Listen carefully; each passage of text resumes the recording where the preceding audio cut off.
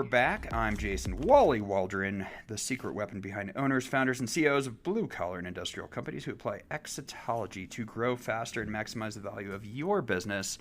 You're listening to the Exitology Unlock Your Profits, Unlock Your Potential show, and I am joined today by Michael F. Shine, the author of the Hype Handbook. And Michael, we've been talking about a lot of different things here today, and this has been a very intriguing episode. You shared with me one time that you can become a hype artist, and it's also the most ethical thing you can do. And I'm curious because when I think hype artist, I think P.T. Barnum, who says a sucker is born every minute. And a couple minutes ago, you were saying that, one of the best hype artists of all times was Charles Manson, of all people. And then I started to think about it, these cult leaders who are so... they get people wrapped into their cause and follow them and stuff like that. So explain to me for a minute, how can being a hype artist actually be one of the most ethical things that you can do?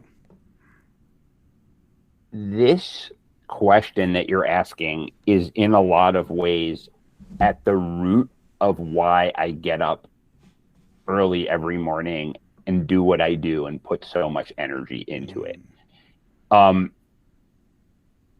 The way human beings behave in groups, as we discussed last time, is wired into our DNA. A lot of us talk about how we should behave. Well, I don't want to draw lines in the sand and quote unquote pick fights because I wish the world weren't that way. I don't want to not be clingy after a first date, because if I like someone, I should tell them with all of my heart how I should like them, Right.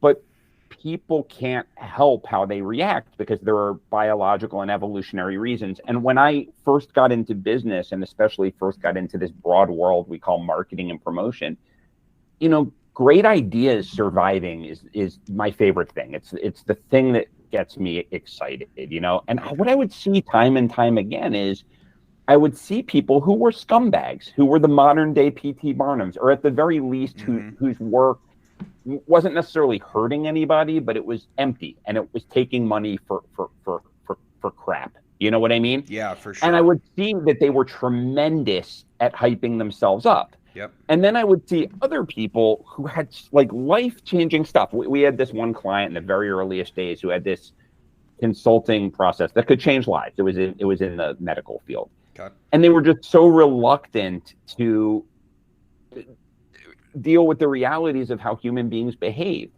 And what I learned was it's not that these strategies are bad strategies in terms of their moral content. It's that sociopaths and narcissists and people with what they call cluster B personality type, they'll measure them in interpersonally stressful situations in like lab environments, and their heartbeat won't go up. So they're very good at looking at people as chess pieces. And the rest of us are like, I shouldn't do this, I shouldn't do that. So the other thing I'll say about this is that even though there were more of those type of people who were good at understanding mass psychology and hype, there were still some wonderful people who were doing the same stuff, but with different packaging. So Martin Luther King, master of the media, Richard Branson.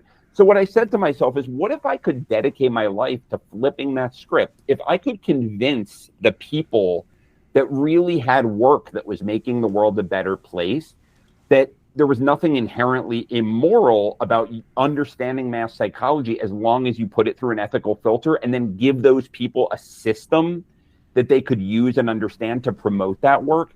It's the most ethical way with my talents that I can think about how to spend my life. Because what if we could, I'm not a natural hype artist. I learned this by studying, I'm a student because I guess have that personality, I would think, but also it just doesn't come naturally to me. And I became convinced you can reverse engineer this stuff from the people who do come to it naturally, like a Charles Manson, who is an animal, a horrible person. But if you can distill the principles in their purest form and then repurpose them through an ethical framework to the very best people, how else, what better way is there to correct that balance and make the world a better place? Yeah, and I think you're really onto something, because I know a lot of the folks who I work with, they're geniuses in their own right. Whether they're, whether they've engineered a new solution that they're bringing to market. Random example is there's a guy who I know who is engineering new types of concrete that will actually withstand a fire better than any concrete that's out on the market right now. There you And, go. this is the type of thing where It's wise. everybody should Yeah. know about this Right. because it can solve major problems in the entire world. And but the type of person that does these types of things, they want to be left alone, they want to be in the lab, they want to do all these other things. And so you need the hype artist part of this to get that genius out into the world, to get that value out into the world. And I think, I'm hearing a version of don't die with your story inside of you, share it with the world, right? Or don't die with that transformation that your business can create for people. In a way that people are wired to digest. So you can say the same thing in two different ways and get a totally different response, right? Mm-hmm. I mean, and why not choose the way that science and experience has taught us over and over again? Yep. Gets people emotional.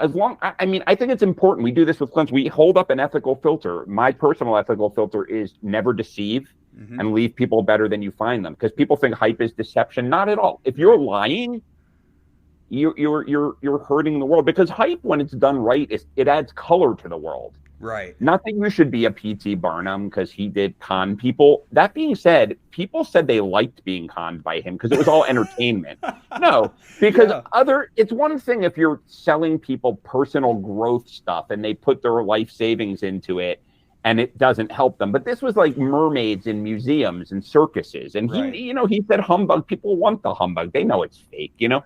So I'm not saying that you should be a con artist, but adding a little bit of color into the world is not a bad thing. But besides that, I don't want to do it, but I could name 4 extremely famous gurus that if we delved into, people who are on Oprah regularly, Right. who if we delved into the content of what they're selling, it's empty at best, harmful at worst. And then there's someone like the guy who sells concrete that could save hundreds of thousands of lives that maybe we don't know enough about yet. Totally. We know about My Pillow Man, Yeah, right? Right. I mean, we know about that guy, Right. right? He has a physical product. What is he doing right? Yeah, he's right. I would put, if I put it into a sentence, he's memorable.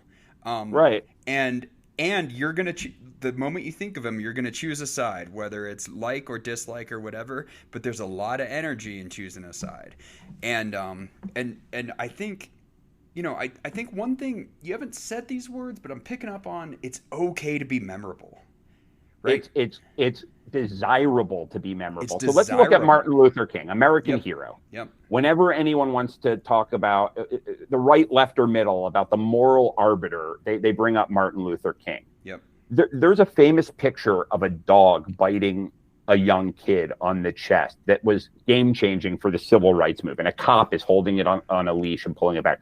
That was like the one time that day when the cop was actually trying to help the kid. He was pulling the dog away, and the kid stepped into frame, and the picture got taken, and Martin Luther King's right-hand man, Ralph Abernathy, looked at him and said, "We got it."